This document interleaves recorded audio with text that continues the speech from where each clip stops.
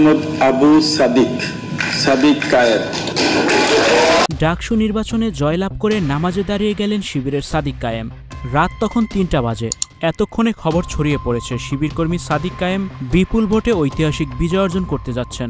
চারিদিকে তখন উৎসবের আমেজ হই হুল্লোড়, খুশি আনন্দ ছড়িয়ে পড়েছে সবার মাঝে। তবে হঠাৎ করেই সবার মাঝ থেকে নিখোঁজ হয়ে যান সাদিক কায়েম।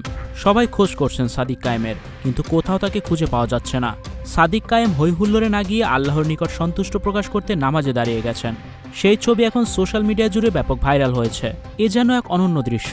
একসময় ঢাকা ইউনিভার্সিটিতে শিবিরের রাজনীতি ছিল নিষিদ্ধ।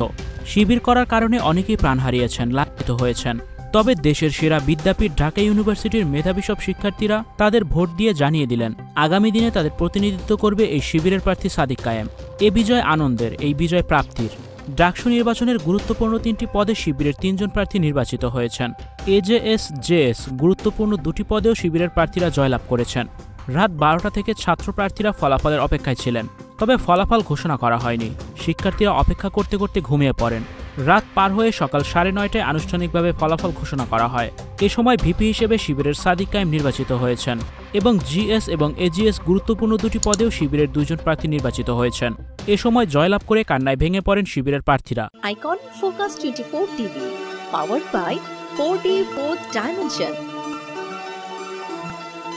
আমাদের চ্যানেলটি সাবস্ক্রাইব করে আমাদের সাথে থাকুন।